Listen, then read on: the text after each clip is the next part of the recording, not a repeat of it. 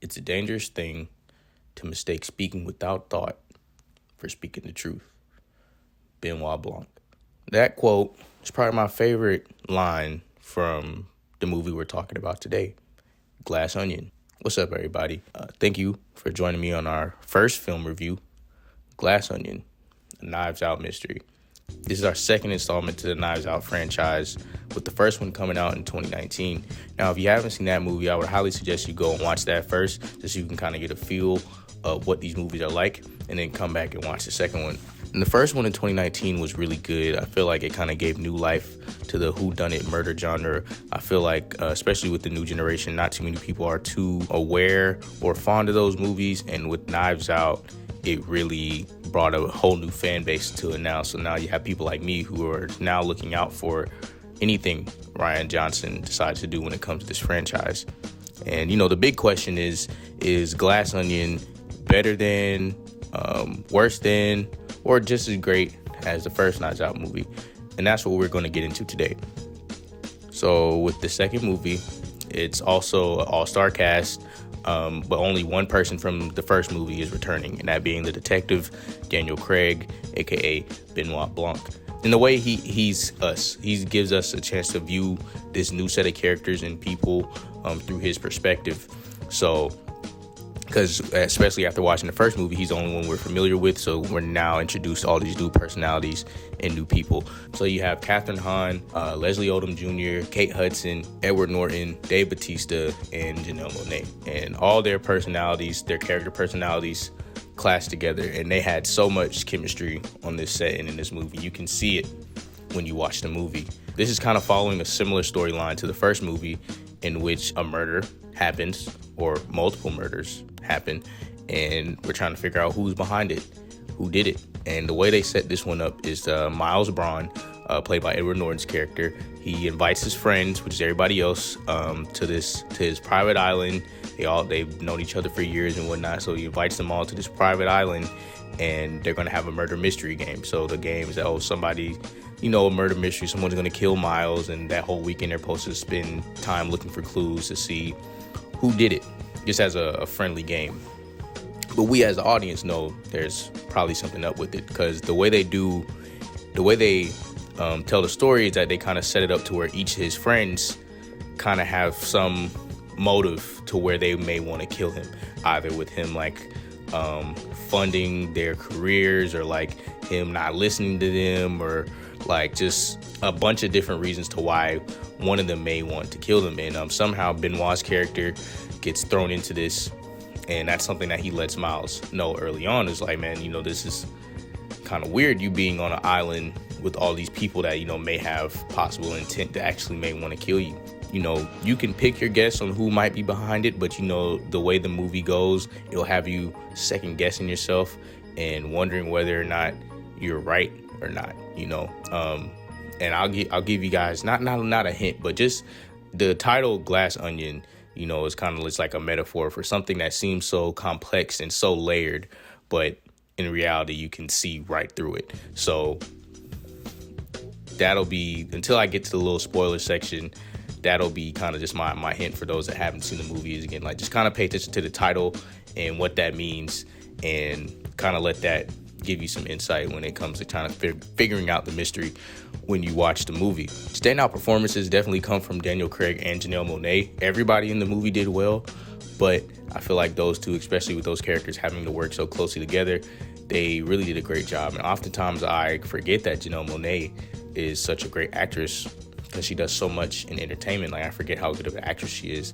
And Daniel Craig, you can really see that he's having fun being this Southern detective who can just be, smart, but also pretty funny at times. He doesn't have to be the serious James Bond role anymore. And yeah, you can really see it in their performances. Also, the set and character design is really well done in this movie as well. And the last one, it was also really well done too, due to the castle and not the castle, the manor where that family stayed in and whatnot. And this one, it was just as great, if not better. Each character kind of had their own personality, and their clothing matched that personality, and what their occupation was in a way. So, for example, you have Kate Hudson's character who plays Birdie, who's this dumb blonde fashion star or whatever. So all her outfits are like very eccentric, very colorful. It draws a lot of attention, and it's kind of like that for every character. Their outfits match their personality, and they all complement the sets really well. I thought a lot of them were CG, but they built a lot of it, and it looks really good. Something I think is cool about the story that they did this time. I know they shot this movie during COVID, but they let COVID be like a plot point in here. So like early on in the movie, the characters are wearing masks and stuff. When stuff happens on the island, they're thinking about, when COVID protocols or whatever and stuff like that. So I thought that was really cool because that was such a interesting time, and to see that perspective in the movie was pretty interesting. There's also a lot of clever writing and direction and editing, and that's again thanks to Ryan Johnson and his editor. They do, how I mentioned before, there are ways that they'll throw you off on how like who's the killer and stuff like that as the story goes on. And then when certain scenes, as it's cut together, it's there to like, so you can miss important details, or you often think that a piece of dialogue is just a throwaway line, but almost everything kind of circles back to they all kind of like complete, essentially all those plot points and storylines or like little things they introduce all have a meaning, and they all get completed at some point in the story. And I think that's really cool, especially as a writer. I think that's cool how they were able to use all three of those aspects and just combine them together really well. Now, whether this movie was better or was better than, or whatever, to the first movie, I think it was, like I said before, I think this was a great follow-up. I think the two movies can stand alone on their own, and you can kind of tell even the way Ryan Johnson approached it. I don't think it's the same way they approached the first one, so while they're all in the same series, they're different. They stand out a bit. I feel like this one, is a lot more fun in like all aspects, especially coming into it like, okay, I know this is going to be a mystery, so now I can look out for stuff. And just like the way the characters interact with each other and how they talk to each other, and again with the characters and set design, again, this feels like a more fun movie. But I think the first one will always be where it is, just because of how much, like I said, impact it had with just giving this genre a new life. So I feel like that gives the first one an edge a bit, but this was still a really good one. I probably had more fun, I think, watching this one, and I think this one might have been a little bit more funnier, but overall it was still really great. So I would probably give this movie a 8.5 out of 10 for sure. Now I'm going to go into a bit of spoiler territory. If you haven't watched the movie, go watch the movie first and then come back to this part. So essentially, Edward Norton's character, Miles, is the culprit behind the murders that happen in this movie and all the crime stuff that happens in this movie. And again, they do really well by throwing you off his scent. Like, and there's a scene where they're in like a living room, and he clearly hands somebody like a cup with something in it that's gonna kill them, but it's cut and shot together so well, and it's also kind of sped up to where you kind of miss it. But I caught it on the first try, so that kind of made me feel weird. But and then also just throughout the movie, they're like, oh yeah, it wouldn't be his character, it wouldn't be they keep dismissing him. It was clearly him. But what that also circles back to the title, to where again, glass onion being a metaphor for something that you can see right through in the story.